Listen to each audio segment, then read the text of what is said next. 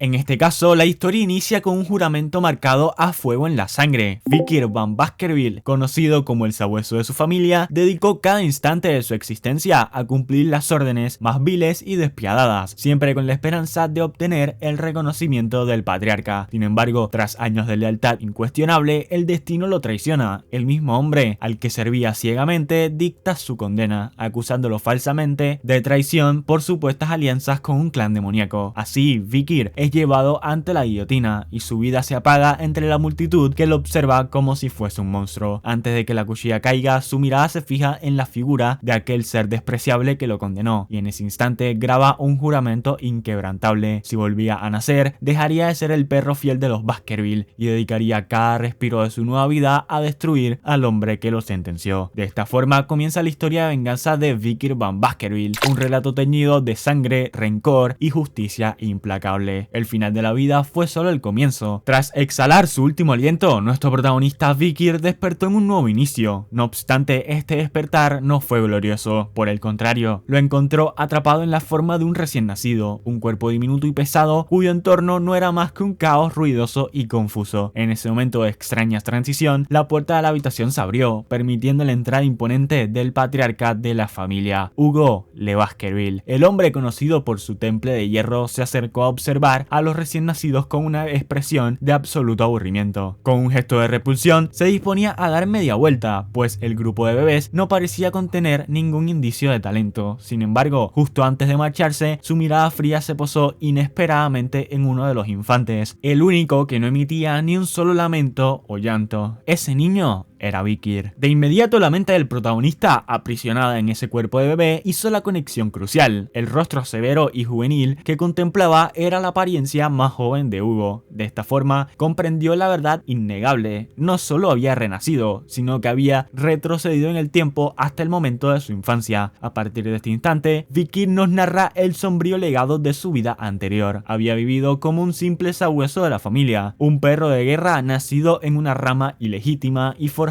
en la adversidad. Ninguna ventaja de nacimiento, todo lo que consiguió, cada habilidad, cada éxito, lo obtuvo con puro esfuerzo y sacrificio. Para él, un sabueso debía ser la encarnación de la lealtad incondicional a su misión, sin importar la suciedad del encargo, ya fuese asesinato, espionaje, emboscada o amenaza. Se ocupó de cada trabajo turbio para asegurar que la familia Baskerville se alzara como la mejor entre las 7 grandes familias. Su razón para tal lealtad era terriblemente simple. Anhelaba desesperadamente el reconocimiento de toda la familia, y en especial la aprobación de Hugo. Por lo tanto, cuando la temida puerta al reino demoníaco se abrió, Vikir no lo pensó ni 2 segundos. Durante 10 largos años peleó incansablemente para asegurar la victoria final de la humanidad. Sin embargo, la recompensa que se le otorgó al leal sabueso que sirvió toda su vida fue la más cruel de las traiciones. Fue sacrificado sin miramientos. De vuelta al presente, la ira y la sed de justicia impulsaron su mente. Nuestro protagonista aseguró que obtendría su venganza. El ser trasladado de nuevo a la legendaria cuna de las espadas era la oportunidad perfecta para forjarse un poder que en su vida pasada se le negó, pues todo niño nacido bajo el linaje Baskerville debía superar una prueba, atravesar un peligroso laberinto de espadas hasta alcanzar las aguas del río Estigia, un lugar mítico conocido por transformar el cuerpo de los infantes en hierro puro y resistente. En su vida anterior, la mala fortuna y el desprecio de sus hermanos lo habían expulsado antes de poder recibir la bendición de este río, dejándolo en desventaja de nacimiento, pero esta vez todo sería diferente. Con una determinación férrea, Vikir pensó que no solo cruzaría el umbral, sino que monopolizaría la bendición legendaria el mayor tiempo posible para adquirir una ventaja inigualable desde el inicio. Poco después, una vez dentro de las gélidas aguas del Estigia, las heridas del bebé sanaron al instante. No obstante, nuestro héroe sabía que la clave para la máxima potencia era mantener la respiración sumergido el tiempo límite. Mientras tanto, los mayores observaban con creciente preocupación, pues nuestro protagonista se mantuvo bajo el agua durante unos alarmantes 7 minutos. Esta asombrosa muestra de resistencia llamó inmediatamente la atención de Hugo, quien percibió en el niño una inusual y ardiente sed de poder. Sin embargo, para Vikir no fue suficiente el largo tiempo de inmersión, sino que para sellar su nueva fuerza, decidió beberse el agua del río legendario. Este suceso impactó profundamente al patriarca, quien por primera vez vez sintió la necesidad de preguntar el nombre de ese niño tan increíble. Mientras Hugo pronunciaba la pregunta, Vikir solo tenía un pensamiento oscuro y firme en su mente, que cuando llegara el momento de arrancarle la cabeza a su antiguo amo, la gran familia Baskerville desaparecería de la historia por sus propias y ensangrentadas manos. Luego del suceso en el río, nuestro protagonista despertó nuevamente en su cuna, sintiendo de inmediato la potencia latente en su cuerpo. Vikir reconoció con satisfacción que había logrado absorber una cantidad significativa de poder, asegurando un punto de partida mucho mejor que el que tuvo en su vida pasada. Sin embargo, sus pensamientos se vieron abruptamente interrumpidos por la llegada de una criada. La mujer, con el rostro visiblemente molesto, traía consigo una pequeña caja, quejándose en voz baja sobre el por qué la señora de la casa querría ese tipo de cosas en la cama del joven Vikir, un hijo bastardo. El protagonista, con la certeza que le daba su experiencia pasada, supo al instante que nadie le daría un regalo a un hijo ilegítimo, y efectivamente, al abrirse la cajita, de su interior se deslizaron dos mambas rojas, serpientes venenosas lo suficientemente peligrosas como para matar a un adulto de forma instantánea. El horrible suceso de las víboras no se descubrió hasta el día siguiente. Fue entonces cuando la gente de Baskerville encontró el niño durmiendo profundamente, completamente ileso, junto a los cuerpos sin vida de las dos serpientes. Como consecuencia directa, todas las niñeras que habían estado de guardia esa noche fueron ejecutadas sin piedad, pero el verdadero culpable que había orquestado la aparición de las víboras en la cuna permaneció, de momento, desconocido. 8 años después de aquel macabro evento, nuestro protagonista ha crecido y comienza a asistir a clases. Mediante la explicación del profesor en una de estas lecciones, aprendemos sobre los niveles del esgrima. Si el espadachín aún no puede imbuir la hoja con maná, se le considera simplemente un principiante de la espada. El siguiente nivel, aquel en que ya es posible infundir el arma con un poco de maná, se conoce como experto de la espada. El tercer nivel es cuando la espada comienza a emitir maná en forma de aura líquida, siendo este el rango de graduador de la espada. Finalmente, el nivel más alto, aquel en el que el aura se vuelve sólida y puede adaptarse libremente a cualquier forma o ataque, es llamado maestro de la espada, siendo el propio Hugo un ejemplo viviente de esta cima del poder marcial. Al terminar la lección, la tensión aumentó rápidamente cuando Vikir fue interceptado y molestado por un trío de hermanos. La visión de estos rostros encendió la furia y la determinación en el joven, pues en su vida pasada fueron precisamente estos tres quienes lo persiguieron cuando intentó escapar y quienes finalmente lo trajeron de vuelta para su ejecución. Sabiendo que en apenas 10 años se convertiría en un verdadero y peligroso problema, nuestro protagonista decidió que era el momento justo para ponerlo en su lugar de forma definitiva. Actuando con una velocidad brutal e inhumana, comenzó con el hermano que lo tenía sujeto de espaldas. Sin dudar, le arrancó uno de los dedos de la mano. Con una actitud absolutamente salvaje y lunática, procedió a torturar a los otros dos a más no poder, golpeándolos y cortándolos. De esta forma, Vikir sembró entre los tres hermanos un miedo profundo e irremediable, asegurando que desde ese día su sola presencia sería una advertencia silenciosa. Mientras tanto, en los salones principales del clan, el mayordomo se encontraba informando a Hugo sobre los acontecimientos más relevantes de los últimos días. Entre ellos, destacó un hecho que no podía pasar desapercibido. El joven Vikir había obtenido la puntuación más alta en el examen escrito de la Academia Juvenil, superando con creces a todos sus pares. Con el mismo tono formal, añadió que dentro de 5 días se llevaría a cabo la prueba práctica, para el cual el personal ya había preparado las instalaciones con gran antelación. El informe no se detuvo allí. El mayordomo también comunicó al patriarca acerca del problema que Vikir había tenido con los trillizos rubios y cómo después de ese enfrentamiento su relación se había quebrado por completo, al punto de que ni siquiera se dirigían la palabra. Aquello significaba que la única técnica de combinación que poseían, lo único medianamente útil que tenían para mostrar, se había vuelto inservible. Fue en ese contexto